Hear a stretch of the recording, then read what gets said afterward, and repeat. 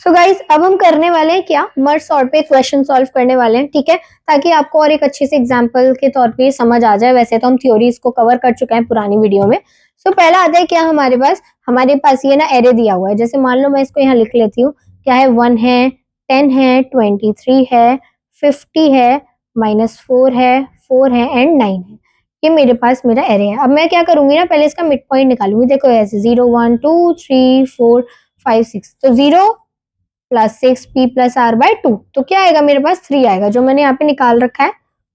तो इसका मतलब है पहला हाफ जो मैंने निकाला है वो क्या है 3, मतलब 3 तक पहला हाफ है। तो मैंने लिख लिया है 1 10 23 50 तक पहला हाफ है। अब आप ये कहोगे ये क्या, ये इन्फिनिटी जो है हम लगाते हैं कि एक्सटेंडेड वैल्यूज के लिए हम लगा देते हैं कि इसके आगे ये वैल्यू, मतलब इसके आगे हमारा नेक्स्ट सॉर्टेड हाफ है, ठीक। नेक्स्ट सॉर्टेड, नेक्स्ट हाफ है, I am sorry not sorted half, ठीक है। और फिर इसके बाद की वैल्यूज हमने लिख ली -4 4 9, ठीक। अभी तक हमने देखा था हम ट्री टाइप सा बना रहे थे कि ऐसे करते थे, फिर यहाँ लिखते थे, यहाँ लिखते थे, लेकिन इसमें ना हम थोड़ा सा विजुअल तरीके से लिख रहे हैं कि एग्जाम में कैसे लिखा जाता है।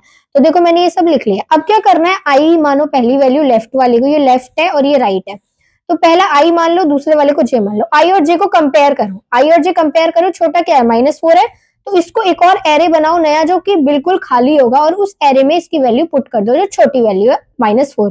-4 को हम के लिख देंगे, यहाँ मैंने लिखा भी हुआ है, देख सकते हो कि ये सॉर्ट करके लिखो इसमें।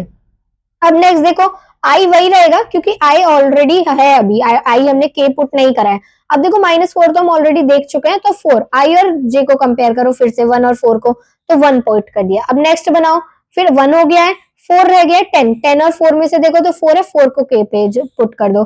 फिर 10 रह गया है, 4 तो हो गया था, 9 है, तो 10 और 9 को यहाँ पे रख दो। फिर 10 रह गया है, फिर इन्फिनिटी। अब यहाँ पे कोई वैल्यू नहीं है, तो मतलब 10 एज इट इज आ जाएगा। अब देखो यहाँ पे ये पूरा खत्म हो चुका है, यहाँ पे इन्फिनिटी आ चुका है, तो अब हम बस आई में कंपैरिजन करेंगे। जैसे 23 और 50, तो 23 और 50 में से 23 पहले आ जाएगा, एंड देन नेक्स्ट स्टेप में आप 50 लिख देना। मैंने थोड़ा शॉर्ट करने के लिए ऐसे लिख दिया है, ठीक है। ये देखो यहाँ दिख सकता है, इसमें देखो मैंने लिखा है बस आई एंड जे को कंपेयर कर करके लिखना है, जो छोटा हो उसको फाइनल एरे में लिखते रहो के मानकर, जिसमें से निकालने गए आई या जे की वैल्यू से दोबारा नहीं लिखनी। और मिड पॉइंट हम निकालते हैं p+q/2 से।